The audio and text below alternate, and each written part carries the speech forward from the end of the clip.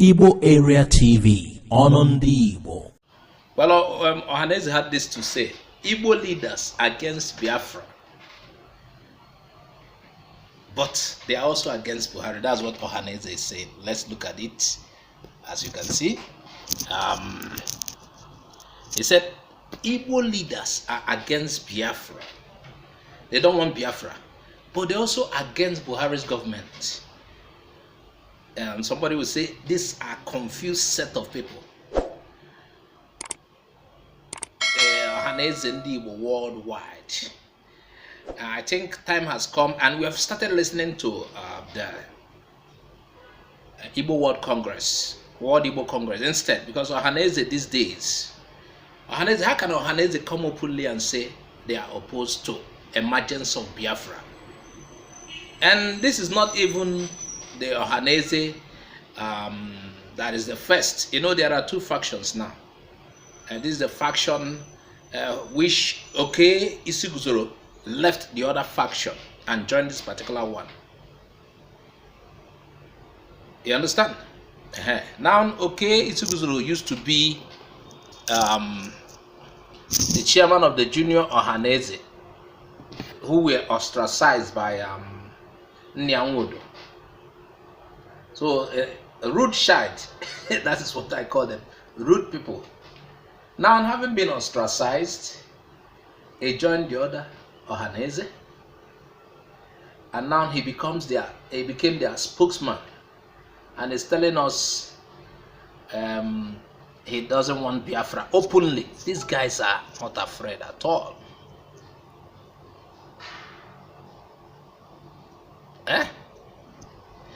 We only want to hear your dissatisfaction with the government. Yes, you are dissatisfied with Nigerian government, but you are not permitted to say you don't like Biafra openly, being that you are a body speaking for Ndigbo as a whole.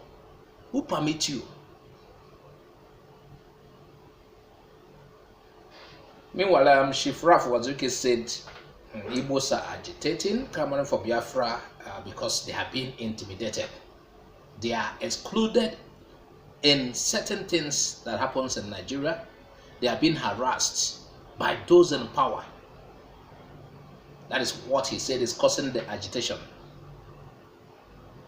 Azuko started his group, Massop. I think Massop has been hijacked now, and now it's BIM. According to him also, I think he made a valid point, even though a lot of people are seeing him as saboteur. He said Biafra should be allowed to go, and that's what he has been fighting for. I think he's beginning to change course too. Having realized, recently during the arrest and the intimidation of IPOB people, Massop was intimidated as well. They were humiliated. And you realize it's no longer an IPOB thing. IPOB is not the only one facing the heat. Even while Buhari called IPOB the dot in a circle, Buhari referred to the whole of the Igbo people. Dot in a circle. And you see, the Igbo people came out to respond. They didn't respond, they didn't say, oh, this is about IPOB. No. So now you know how we are seen. And if you understand how these people sees us, including you people, Ikwere, and the rest, if you understand how these people sees us, you will want to unite together and let's get this freedom. You understand?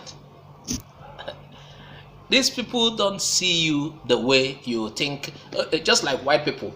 I used to say, all white people are alike, that there are no difference. Let me tell you, the white people also say the same of us. They say we are alike, we are not different. That is how the Hausa Fulani sees IPOB, Massop, whatsoever, whether you are in a Biafra struggle or not. They see you as one people. That's why after making reference, after saying you're a dot in a circle, IPOB, Buhari still referred to Ndigbo. And a lot of people came out, they didn't mind, they didn't say this Buhari was referring to IPOB. No. They faced him squarely. They know what he was saying. That he doesn't mean IPOB. Because now the other time, Even when referring to IPOB, they said the governors are members of the IPOB. So now this is an organization some of us are fighting. I'm not included, I don't fight them. The governors are fighting them. Politicians in the East are fighting them. Now, the North are seeing you as same with them. So what do you think? It's time for you to begin to have a rethink. Have a rethink. These people see you as a whole lump with IPOB that you are seen as different, that you want them to castigate. You understand? Now, when the North, let me give you an example again. When they start to burn shops in the South, in the North, Igbo man's shop, whether it's an Ikwere that has a shop there, even if you are an Edo, even if you are from Sapele, Wari, whatsoever, you are considered Igbo. Your shop is burnt as well. So how do you feel? So why distance from the Igbo people? What is your gain? IPOB, they want freedom. They want freedom. You don't want freedom. An elder told me the other time, he was giving an illustration. He said, will you prefer if you have, let's say, 100 naira, you share it with 5 people or 2 people?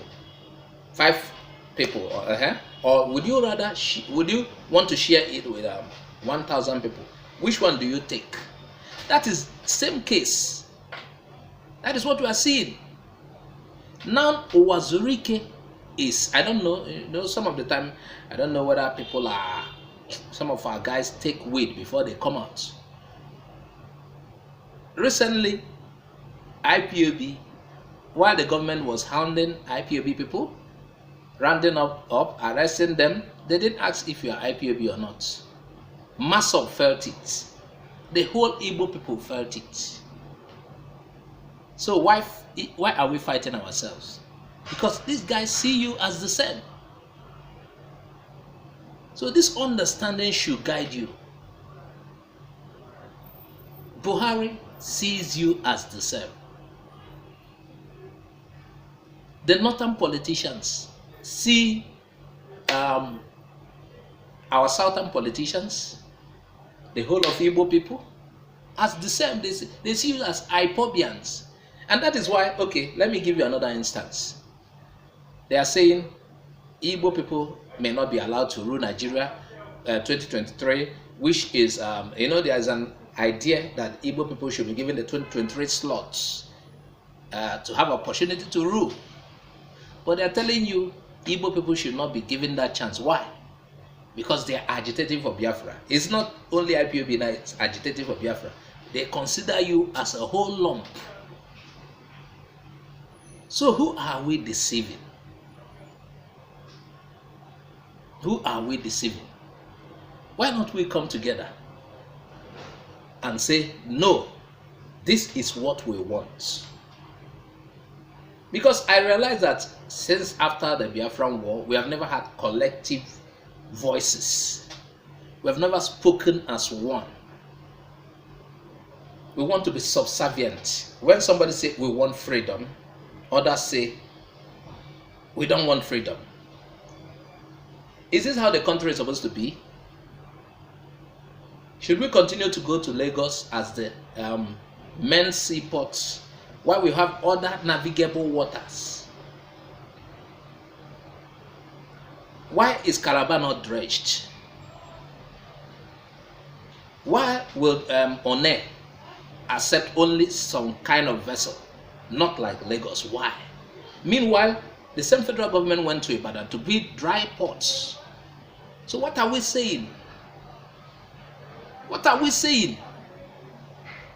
And when we demand, first of all, you ask yourself, what brought about this agitation? Because these things are not right. Somebody wants it right. If things are right, Everybody has there's an equitable sharing of the nation's resources.